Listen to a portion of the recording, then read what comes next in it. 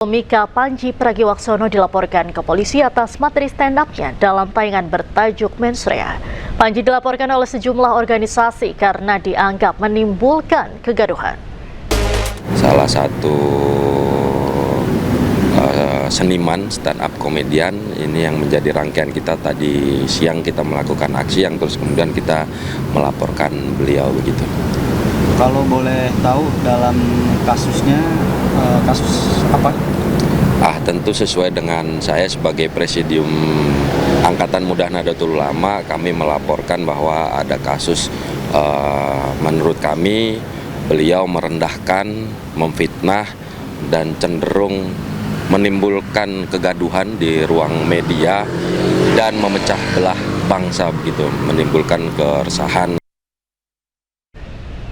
Sementara itu, Menko Polhukam 2019-2024 Mahfud MD dalam podcast Terus Terang menyebut untuk kasus Panji di Mensrea tidak bisa dihukum karena kejadiannya terjadi pada Desember 2025, sementara KUHP yang baru berlaku tanggal 2 Januari 2026 dan tidak berlaku surut. Kita tonton belakangan ini Mensreanya Panji Pragiwaksono. Panji itu Pak Mahfud mengatakan Gibran mengantuk, ya. Itu kan subjektif sekali kalau nanti dianggap bahwa ini menghina atau mengkritik. Dua hal. Pertama, orang bilang orang mengantuk tuh masa menghina. Misalnya Mas Yusuf, kamu kok ngantuk? Kan apa-apa orang ngantuk biasa. Kita bisa mengatakan begitu, Pak. Tapi kalau aparat hukumnya mengatakan masuk kategori menghina. Tapi kalau itu dianggap menghina, khusus untuk kasus Panji Pragiwaksono ini tidak bisa dihukum. Tidak bisa dihukum. Tidak bisa dihukum. Karena ketentuan ini dimuat di dalam KUHP baru yang berlaku sejak tanggal 2. Oh, karena waktunya dia belum mengatakan berlaku. Bulan Desember. Iya. Meskipun baru tayang sekarang lah ya, hari-hari ini gitu ya. Iya, tapi kan peristiwa pertamanya dia bilang kapan? Kalau ditalang besok tahun depan lagi, ya tetap peristiwanya itu akan dihitung kapan dia mengatakan itu. Kalau Panji tenang, Anda tidak akan dihukum. Tidak akan dihukum Mas Panji, tenang. Nanti saya yang bela. Kita beralih ke informasi selanjutnya, pemirsa. Satu unit mobil listrik yang tengah berada di bengkel terbakar. Api diduga akibat korsleting di bagian baterai mobil.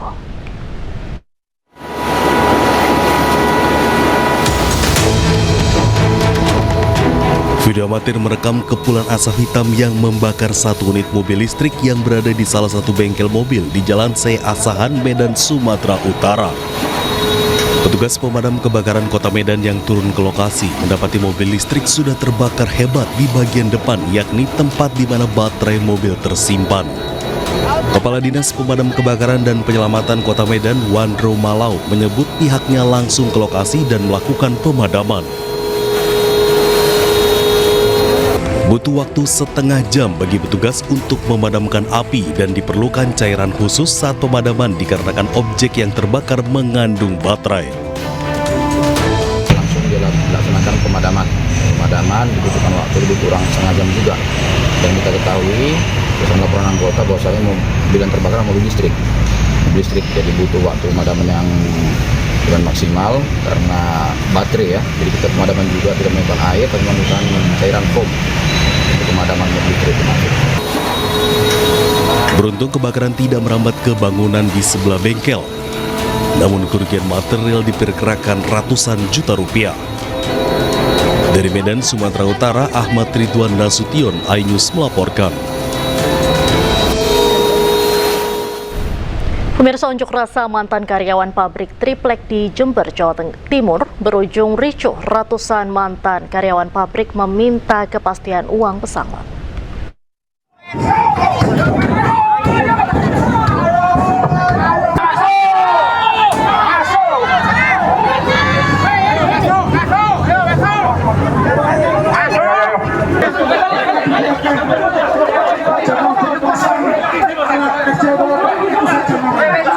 Ratusan mantan karyawan pabrik triplek di Jember, Jawa Timur berunjuk rasa meminta kepastian uang pesangon.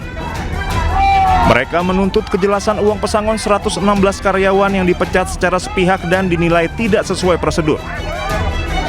Massa mendobrak gerbang pabrik hingga terjadi kericuan dengan petugas keamanan. Pengunjuk rasa juga melakukan aksi blokade dan membakar ban di depan pabrik lantaran tidak ditemui pihak manajemen. Karena kita sudah berupaya bermediasi berkali-kali, tapi pimpinan pemutus kebijakan tidak pernah hadir.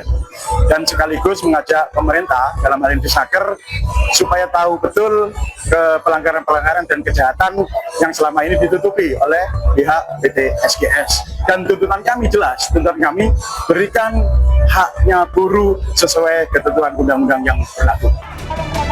Pengunjuk rasa membubarkan diri dengan tertib setelah pihak pabrik setuju membayar pesangon Maret 2026 mendatang. Dari Jember, Jawa Timur, Bambang Sugiarto, iNews melaporkan. Ditinggal orang tuanya pergi, bayi 3 tahun terjatuh dari lantai 2 rumahnya di Jatinegara, Jakarta Timur. Tetangga korban kemudian datang menyelamatkan bocah malang tersebut.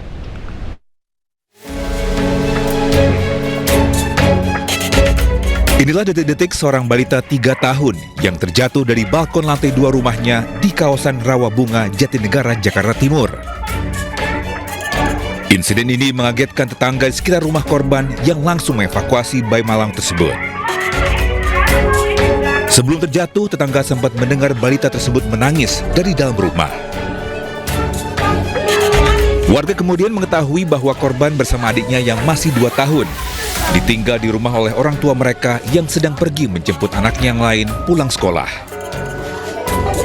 Selain membawa korban ke rumah sakit, warga juga evakuasi adik korban yang sempat terkunci di dalam rumah. Itu naik ke atas Pak, pakai bangku kecil. Nah, ibunya itu lagi ngejemput sekolah, ada kakaknya. Nah, saya juga pas dia jatuh, saya otomatis dong dipanggil sama warga, Pak RT, warganya jatuh. Saya bawa ke klinik buat pertolongan pertama. Pertolongan pertama saya bawa ke klinik, udah gitu kan di klinik dia ngomongin, Pak ini mah nggak bisa, harus dijahit katanya. Lah silakan dok, saya bilang jahit, saya tanggung jawab. Tapi nggak bisa Pak, harus orang tuanya katanya. Kasus ini telah ditangani Polres Metro Jakarta Timur. Dari Jakarta, Rio Manik, iNews melaporkan.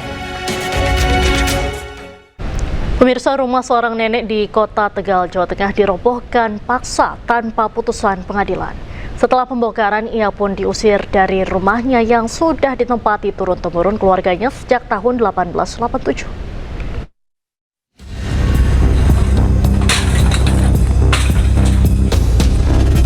Rumah seorang nenek bernama Kus Hayatun, 65 tahun, dibongkar paksa tanpa putusan pengadilan oleh pihak yang mengaku memiliki sertifikat tanah.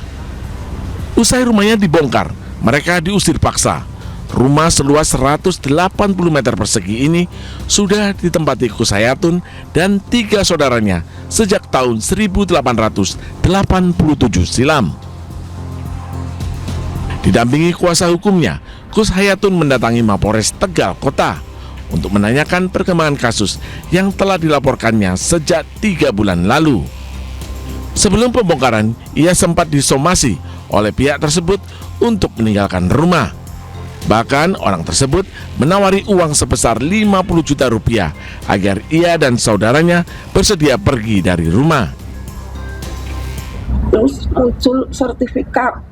Nah itu yang dipertanyakan ibu, sertifikat itu punyanya siapa? Ternyata di situ tercantum punyanya Bapak Agus Wahyudi. Sebelum itu ibu sudah pernah ke rumah yang namanya Bapak Bahroji, karena ibu diberitahu dari tetangga ibu kalau tanah itu Bapak Bahroji bilang disuruh bayar nyicil. Tapi setelah kejadian itu Bahroji bilang, oh itu tanah sudah dilemparkan sama Agus Wahyudi. Dan setelah itu LSM itu selalu mendesak ibu. Sementara itu, Ketua Tim Pendampingan Hukum Profesor Hamidah Abdurrahman merasa ada kejanggalan dan menduga kasus ini mengarah ke praktek mafia tanah. Ia juga menjelaskan kliennya tak pernah menjual atau memindahkan hak kepemilikan rumah dan selalu taat membayar PBB meski tak memiliki sertifikat. Kita telusuri bersama. Yang pertama tentang sertifikat, karena kepemilikan rumah ini sudah menjadi rumah keluarga, ditempati turun-menurun dan ibu juga membayar PBB dan seterusnya. Nah tiba-tiba muncul sertifikat. Pertanyaannya kan gitu, kenapa BPN kok sampai mengeluarkan sertifikat? Nah ini yang perlu kita telusuri. Hamidah berharap kasus itu bisa diselesaikan secara adil dan tepat. Dari Tegal, Jawa Tengah, Unibar iNews melaporkan. Pemirsa, Roy Suryo melaporkan 7 orang yang disebutnya sebagai pendukung Jokowi ke Polda Metro Jaya. Mereka dilaporkan karena diduga memfitnah Roy Suryo soal ijazah palsu dan korupsi proyek Hambalang.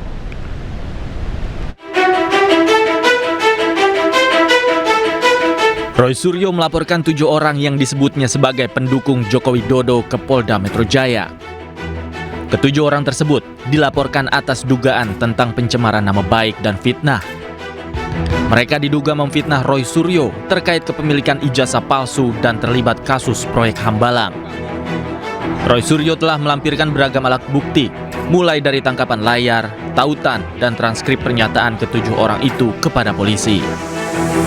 Saya datang ke SPKT, Sentra Pelayanan Kepolisian Terpadu, ya, untuk membuat atau membuka laporan polisi dan sudah keluar STTLB-nya /B /114 /1 /2026 SPKT Polda Metro Jaya, laporan saya, ya.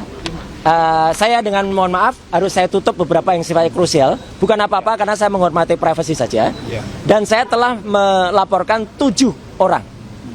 7 orang itu ada rincinya, tapi yang dalam laporan ini memang disebut dan kawan-kawan. Ya, tapi dan kawan-kawannya pihak penyidik sudah mendapatkan karena kami sudah menyerahkan laporan berupa detail intinya seperti ini, lengkap dengan ada penjelasan di dalamnya tentang orang-orangnya, tentang buktinya, screen capture-nya, link-nya, bahkan juga transkripnya sudah kita berikan semuanya. Petunjuk dan buktinya ada. Jadi kenapa kita melaporkan pasal 433 ayat 2 dan 434 ayat 1? Dalam laporan ini, para terlapor dibagi menjadi 2 klaster. Klaster pertama dilaporkan atas pencemaran nama baik, sementara klaster kedua dilaporkan atas fitnah keterlibatan Roy Suryo di kasus korupsi Hambalang. Dari Jakarta, Amrina Rida, Muhammad Zulkarnain, iNews melaporkan.